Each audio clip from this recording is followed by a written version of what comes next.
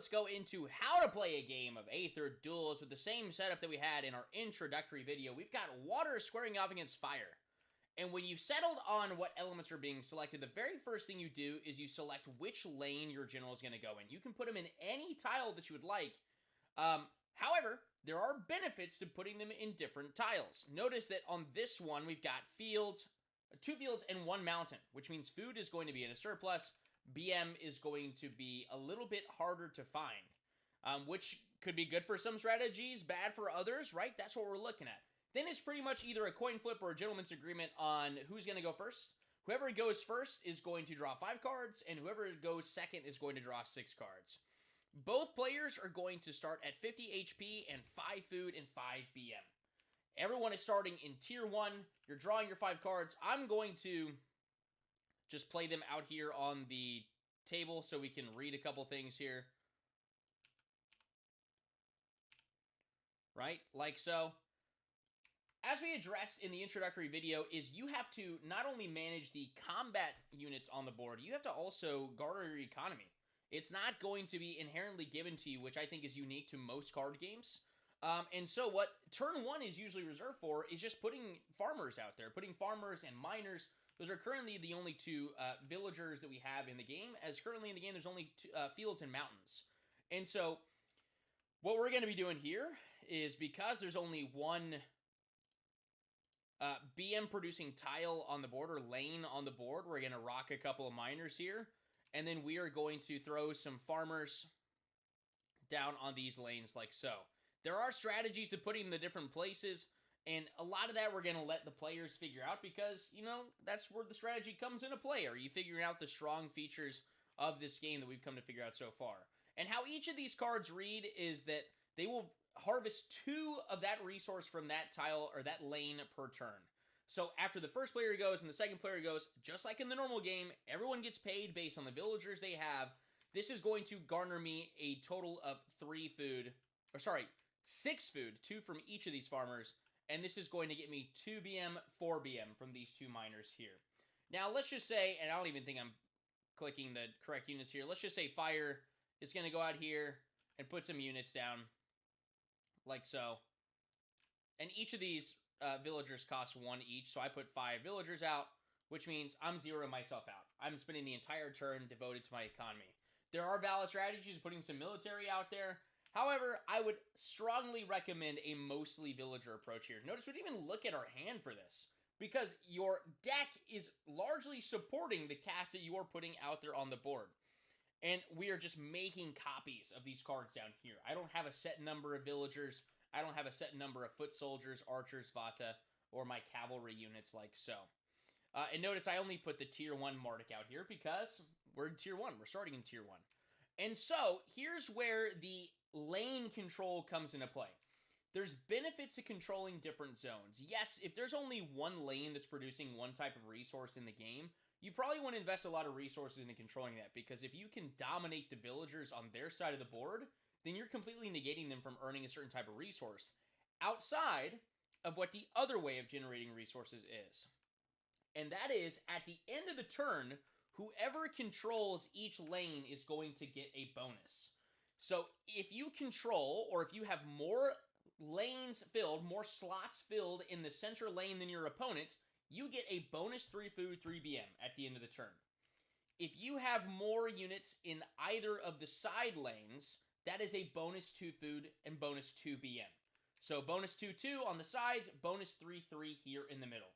So you're really going for controlling certain areas of the board.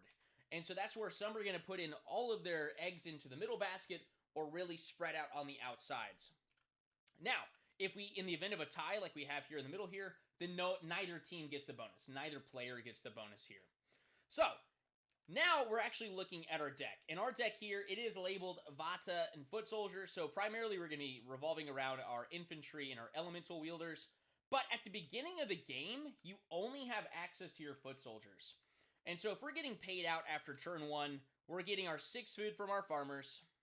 We're getting our 4 food from our BM.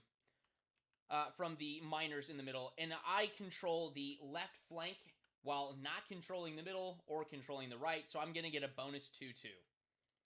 Simple pace system, that's how it works. You can go to tier 2 at any point, you can go to tier 3 at any point. It costs 5-5 to go to tier 2, it costs 10-10 to go to tier 3. And here shortly we're going to have all of the rules imbued into this notebook up here at the top of your screen. So you're going to be able to easily access these things, because the game really is intuitive once you get going, especially if you played other card games before.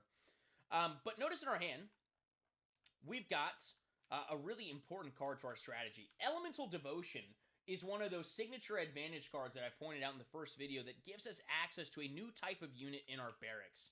In fact, if we play this card for 2 BM here, we're just going to put this in our so-called graveyard that a lot of games call it, then I have access to now be able to train the Vata units from my barracks here.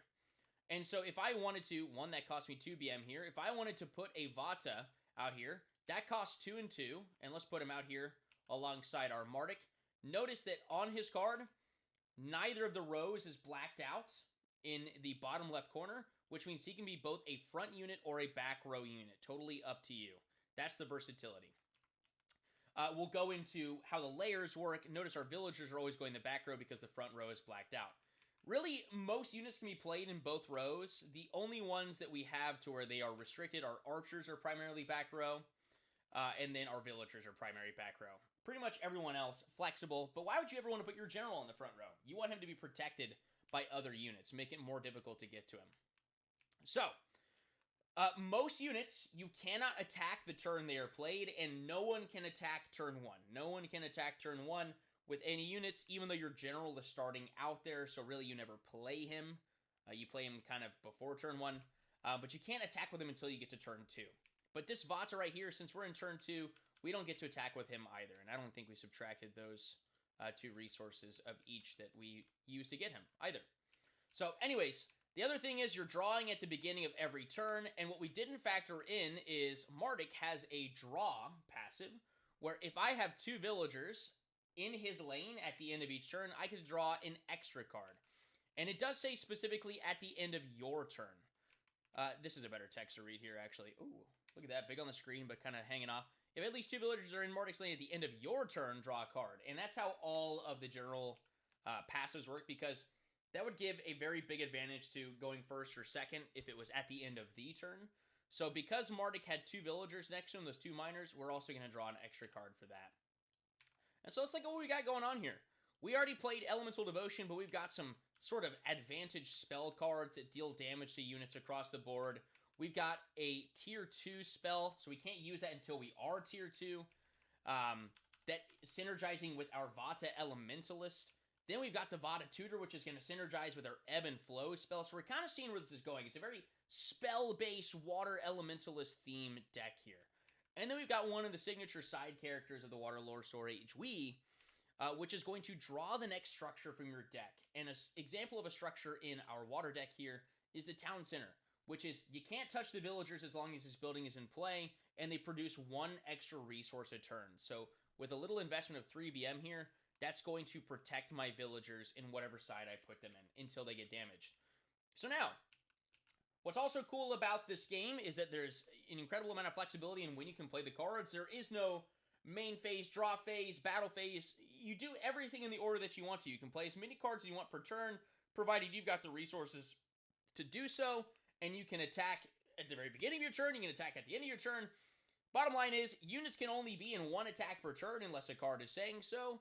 So really, it's got the flexibility of Hearthstone, if you've played that before. There is no implicit battle phase. And so let's skip ahead here. Let's spawn a few soldiers out here, right?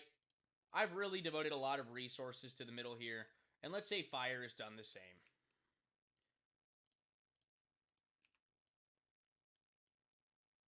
Okay, like so.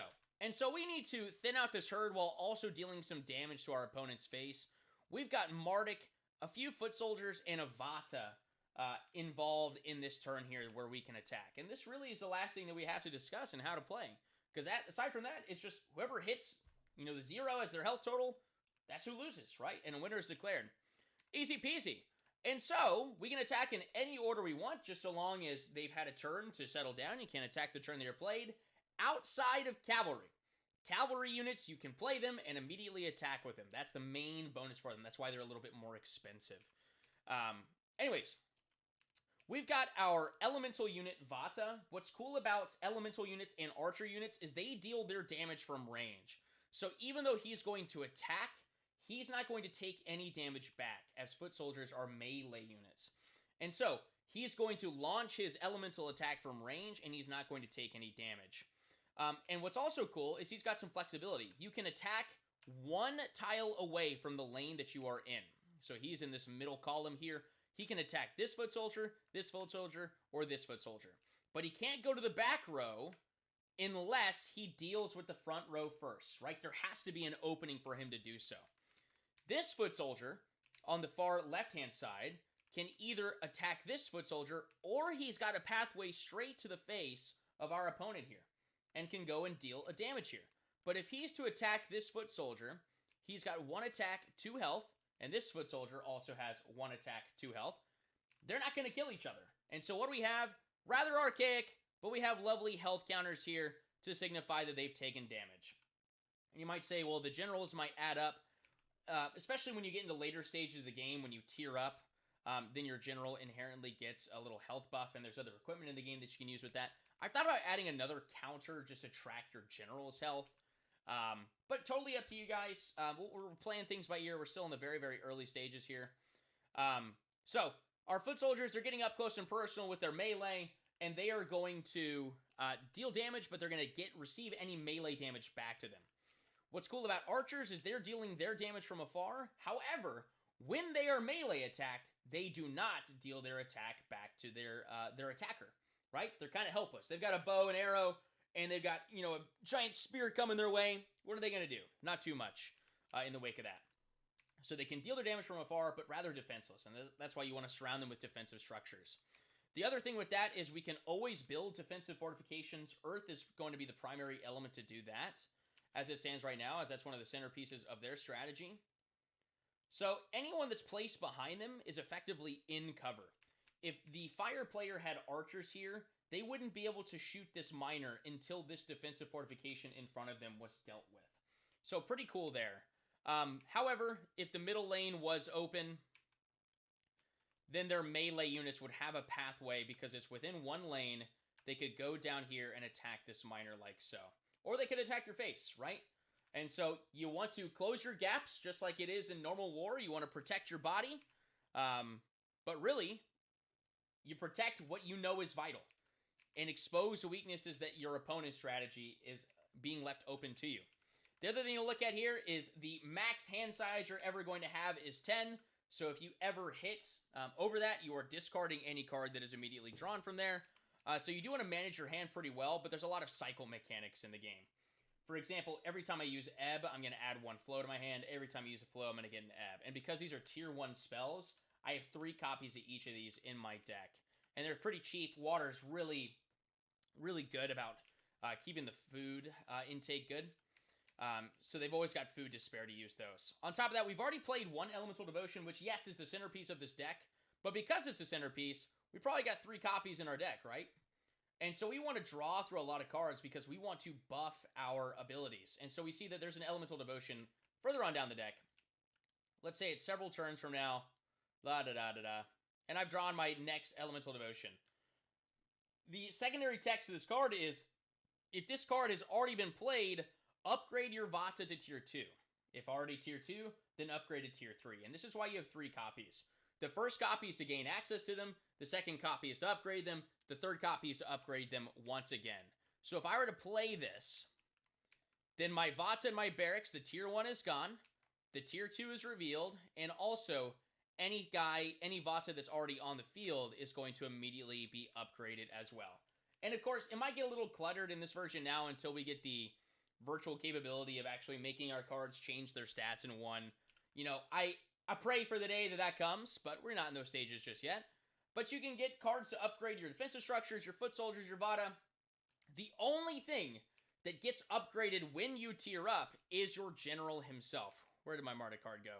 So if we go to tier 2, I'm just going to toss this aside since we're almost at the end anyway. Marduk is guaranteed alter to tier 2. He gets that attack and health upgrade. Also, a little reminder that our generals, while they have every symbol down here, they are largely attacking melee style. but there is a very crucial ability that is included with every element that allows him to attack from range, dealing a wide AoE damage. But there are some strategies where you don't need your general whatsoever, so perhaps your opponent investing a lot of resources to kill your general is not that crucial to you. Doesn't matter to you. And so really, the world is your oyster, baby! You can pick any collection of cards that you want in your 40-card deck. All you gotta do is get your opponent down to 0 HP. Aether Duels. See you at the next table.